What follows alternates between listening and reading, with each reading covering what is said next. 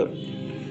Assalamualaikum warahmatullahi wabarakatuh. Saya Isneni Wahyu Sukmawati dan dua rekan saya Rahmat Hidayatullah dan Slamet Oktavianur. Kami dari kelompok 1 akan membawakan materi tentang sistem kendali. Jadi sistem adalah sekumpulan komponen saling bekerja sama untuk melakukan suatu fungsi. Suatu sistem berinteraksi dengan lingkungannya dan dibatasi oleh batas sistem atau sistem boundary. Interaksi tersebut didefinisikan dengan istilah variabel input system, output system, dan gangguan lingkungan. Fungsi sistem dinyatakan dalam variabel output yang diukur. Operasi sistem dimanipulasi melalui variabel kontrol input. Operasi sistem juga dipengaruhi oleh suatu yang tidak bisa dikontrol melalui variabel input gangguan. Nah, sistem kendali kontrol sendiri adalah proses yang menyebabkan suatu variabel sistem selaras dengan suatu nilai yang diinginkan.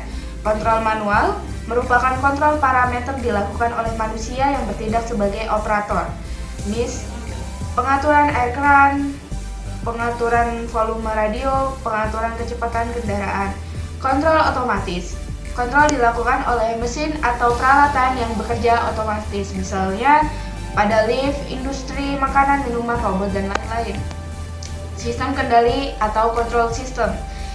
Interkoneksi komponen yang membentuk suatu konfigurasi sistem yang akan menghasilkan suatu respon sistem sesuai yang diinginkan. Nah, contohnya ada di blok gambar seperti berikut. Lalu diagram blok. Komponen atau proses yang dikontrol dapat dipresentasikan dengan suatu diagram blok. Hubungan input-output mempresentasikan sebab dan akibat dan proses.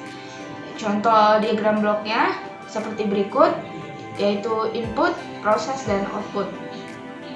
Sistem kendali dapat diklasifikasikan ke dalam dua kategori, yaitu sistem loop control terbuka dan sistem loop control tertutup. Open and closed loop. Yang pertama, open loop control system menggunakan suatu aktuator untuk mengontrol proses secara langsung tanpa adanya umpan balik atau feedback. Diagramnya, different output response, awaiting device, process, output. Yang kedua, closed loop control system menggunakan pengukuran sinyal output dan feedback output untuk membandingkannya dengan output yang diinginkan atau referensi. Diagramnya, different output response, compression, controller, process, measurement, output. Ini adalah contoh diagram komponen sistem kendali. Yang pertama, set point input, error detector atau komparator, sinyal error, controller, sinyal kontrol, energi or full, aktuator, variabel dimanipulasi, file proses, variabel yang dikontrol atau output, variabel yang diukur, sensor, dan terakhir sinyal feedback. Ini adalah komponen sistem kendali. Variabel yang dikontrol, variabel aktual yang dijaga pada nilai tertentu yang diinginkan di dalam proses.